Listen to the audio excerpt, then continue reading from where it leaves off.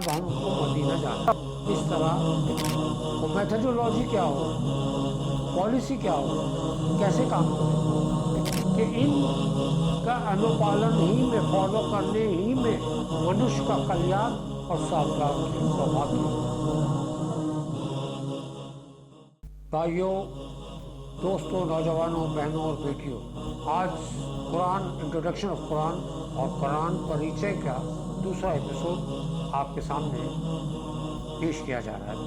आइए सबसे पहले तो ये देखें कि कुरान अब हमें और कौन कौन सी बातें बताता है, क्या उल्लेख करता है, कौन सी शिक्षाएं देता है, इसको समझने की कोशिश करते हैं। कुरान में आपको विश्वास से संबंधित, फेथ संबंधित बातें मिलेगी, नैतिक आदेश भी मिलेंगे और उपदेश भी मिलेंगे, शिक्षा से संबंधित बातें भी मिलती हैं। हम देखते हैं कि कभी कभी कुरान जो है वो आलोचना करता हुआ भी दिखाई देता है, क्रिटिसिज्म करता है और निंदा भी करता है, यानी जो ऐसे काम हुए हैं उसको क्रिटिसाइज भी करता है। और जब हम देखते हैं तो आगे चलकर कभी कभी वो भयभीत भी करता है, डराता है, वार्निंग देता है। जो भी बुराइयां बुरे कर्म करोगे उससे वो डराता है, पनिशमेंट, उसका प्रकोप उससे डराता है। फिर शुभ सूचना भी देता है, शुभ सूचना, खुशखबरी भी देता है, ग्रेट टाइडिंग भी देता है। अच्छे कर्म करोगे, उसके बताए हुए मार्ग पे चलोगे तो वो खुशखबरी भी देता है, यानी उसकी स्वर्ग है, पैराडाइज है, जन्नत, ये सारी चीज़ें भी बताता है। उसके बाद हम देखते हैं कि कुरान इस क्या कहते हैं, ज़मीन और आसमान, पृथ्वी और आकाश की बनावट, इसके स्ट्रक्चर पर मनुष्य का ध्यान आकर्षित करता है कि देखो ये कैसा बनाया हमने, और फिर मनुष्य की पैदाइश पर गौर करने की दावत देता है कि देखो इंसान कैसा पैदा किया, और सृष्टि, यूनिवर्स, ब्रह्मांड के निरीक्षण पर और पिछली जाति कम्युनिटी जो इस दुनिया में आई हजारों साल पहले इस धरती पर, उनकी घटनाओं पर भी बात करता है।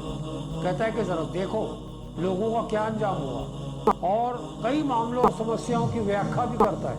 Quran emphasizes that the various ways men follow which are not in conformity with reality are essentially false and full of harmful consequences of mankind. Quran बताता है कि इंसानों ने, मनुष्य जाति ने जो अलग अलग तरीके जिंदगी के, जीवन के गुजारने के जो अलग अलग व्यवस्था बना ली है, इज़्म तरीके बना लिए हैं, ये दरअसल हम सब के ईश्वर खुदा की तरफ से कंफर्म नहीं है, इनवैलिड है। कुरान इसकी पुष्टि नहीं करता, इसका समर्थन नहीं करता, बल्कि इंसानों ने जो कुछ भी तरीके बना लिए, जीवन व्यवस्था बना ली है, ये इंसानों के लिए हानिकारक है, पूरी इंसानियत को तबाह करने वाले। इस तरह कुरान में बहुत सारी बातों को मिलती है। खैर, हम बात कर रहे थे कि इंसान जब भी गुमराह हुआ, सही मार्ग से हटा, हम सबके ईश्वर खुदा ने किसी न किसी प्रॉफिट को, रसूल को, ईश्वर दूत को भेजा और मानव जाति को, ह्यूमैनिटी को सीधे रास्ते पे लाने का काम उन प्रॉफिट्स ने, उन पैगंबरों ने अंजाम दिया। और ये सिलसिला हजारों साल से चलता रहा। इंसान सीधे रास्ते पर भी रहा, सही मार्ग पर भी रहा, और फिर कुछ सदियों के बाद फिर वो अपने रास्ते से हट गया, शैतान ने भड़काया तो हट गए। तो ये सिलसिला हजारों साल से चल ही रहा है। कुरान बताता है, इस्लाम इस बात को कंफर्म करता है कि इस धरती के ऊपर उसने 1,24,000 से ज़्यादा प्रॉफिट, पैगंबर और ईश्वर दूत भेजे। इससे आप अंदाज़ा कीजिए कि इंसानों की गाइडेंस के लिए, रहनुमाई के लिए, मार्गदर्शन के लिए पैगंबर बराबर आते रहे। हम सब के ईश्वर ने बराबर इसका ख्याल रखा और लोगों को मार्गदर्शन देते रहे। सिलसिला चलता ही रहा, यहाँ तक के हज़रत ईसा अलैहिस्सलाम, Jesus Christ, peace be upon him, उनके बाद, इस दुनिया से चले जाने के बाद, इस वक्त ना सिर्फ क्रिश्चियनिटी, जूडिज्म और दीगर तमाम दुनिया के जितने भी रिलीजन, धर्म थे, सब के सब तबाही के कगार पर खड़े हुए थे। हर तरफ त्राए त्राए हाहाकार मचा था। लोग पूरी तरह से एक ईश्वर को भुला बैठे थे।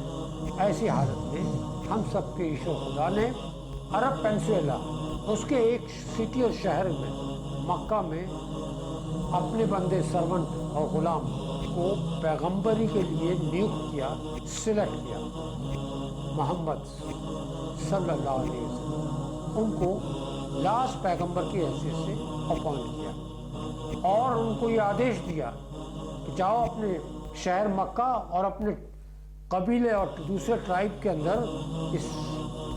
इस्लाम के संदेश को पहुंचाओ और लोगों को सीधे रास्ते पे लाओ। अब ये काम शुरू करने के लिए आरंभ में जिन निर्देशों इंस्ट्रक्शन की गाइडेंस की ज़रूरत थी केवल वही दिए गए, कुरान के जरिए अवतरित हुए और आपको बताए, और वो अधिकतर 3 विषयों पर आधारित थे।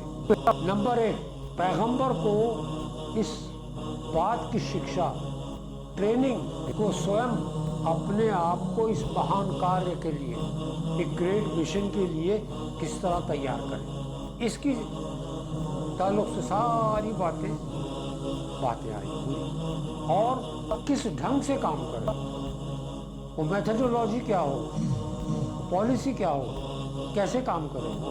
दूसरा दूसरी बुनियादी बात जो बताई गई वो जो वास्तविकता थी कुरान की, इस्लाम की, उसके बारे में आरंभिक जानकारियां दे दी गई, जुटा दी गई कि देखो ये है सत्य था, और साथ ही साथ उन गलत फहमियों, मिसकंसेप्शन का खंडन किया गया, रिजेक्ट किया गया जो उस वक्त मक्का के और दूसरे लोगों के अंदर पाई जाती थी, और इसी के कारण उन लोगों का जीवन जो है गलत हो रहा था, उनका एटीट्यूड, उनका रवैया गलत होने चला।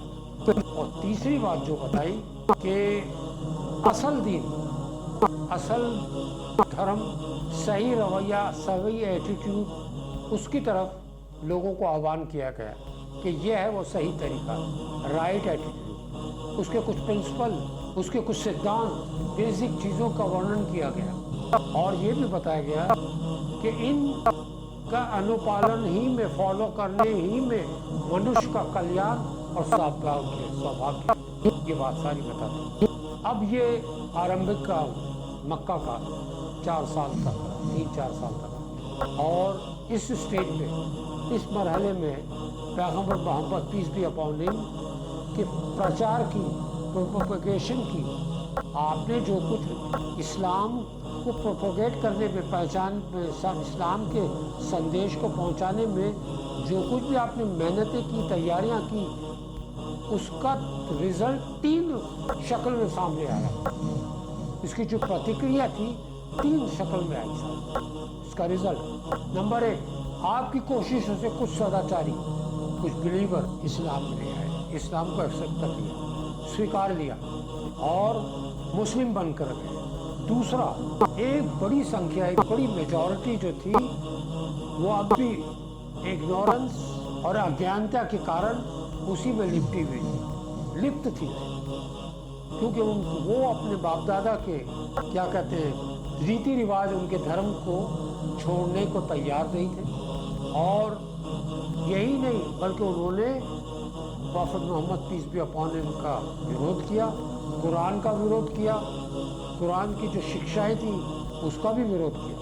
तो यहाँ जाकर हम देखते हैं कि एक विरोधी हवा खड़ी हो गई। उसके बाद तीसरा जो प्रतिक्रिया, रिजल्ट जो आया आपकी कोशिशों से, आपके परिश्रम से, वो ये थे कि मक्का की सीमाओं से अब ये कुरान का संदेश निकलकर दूसरे दूर दूर क्षेत्रों में भी पहुंचने लगा। ये तीसरा रिजल्ट और प्रतिक्रिया थी। ये 4-5 सालों में ये चीज़ें डेवलप हुई। अब यहाँ से आह्वान का दूसरा चरण शुरू होता है, सेकंड स्टेज। अब इस स्टेज में इस्लाम के इस आंदोलन में ये जो मूवमेंट था, जो क्रांतिकारी तरीका जब था, उसके साथ में विरोधियों का एक बड़ा हिस्सा आमने सामने हो गया। इस्लाम के विरोध में वो जो मक्का के जो दूसरे लोग जो इस्लाम के विरोध कर रहे थे वो सब जमा हो गए और उन्होंने मिलकर ये निर्णय लिया कि अब हम इस इस्लाम का विरोध करेंगे और इसको आगे बढ़ने से रोकेंगे। अब ये विरोध जो का सिलसिला, ये ज़माना तकरीबन 6-7 साल तक चलता है।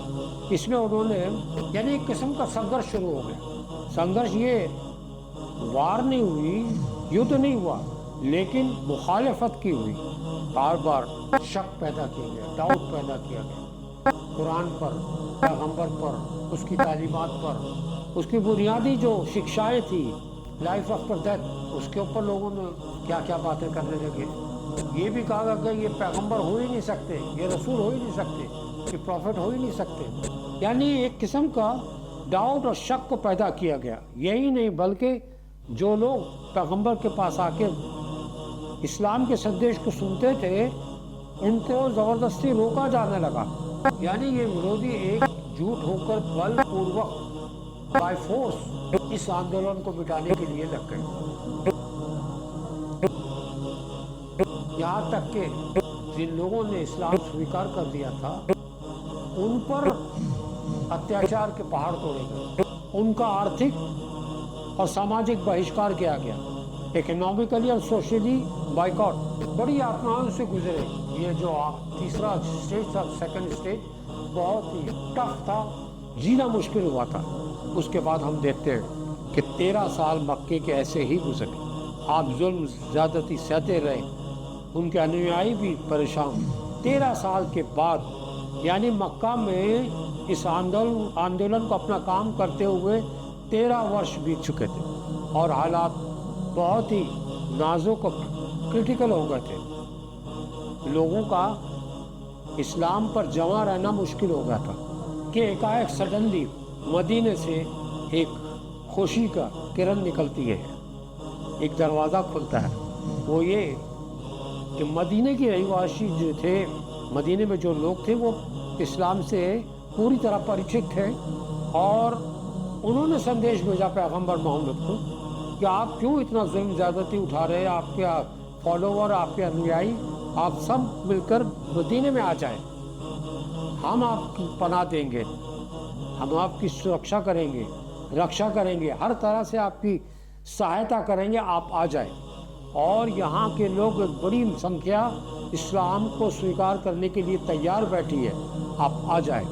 जब ये संदेश मिला तो पैगंबर मोहम्मद ने फिर ये डिसाइड किया और ऐलान कर दिया कि अब हमको मदीना जाना है। इस तरह दूर दूर से जहाँ जहाँ तक भी लोग इस्लाम को स्वीकारा था, उस सब के सब सारे निकलकर माइग्रेशन होकर मदीने में पहुँच गए। वहाँ जाने के बाद जब सब तरफ से लोग आए थे, एक छोटी सी शक्ति मुसलमानों की हो गई और वहाँ पैगंबर मोहम्मद पीस बी अपॉन ने एक इस्लामिक स्टेट की नींव डाली, बुनियाद डाली। इस तरह एक इस्लामिक स्टेट, लेकिन बहुत ही कमज़ोर था, वीक, मुश्किल से हार्ड नहीं, 3-4-5 हज़ार से ज़्यादा लोग नहीं थे और इकोनॉमिकली बहुत ही वीक, कोई साधन नहीं, कोई सोर्स नहीं, बस ईमान का एक था उनके पास जज्बा।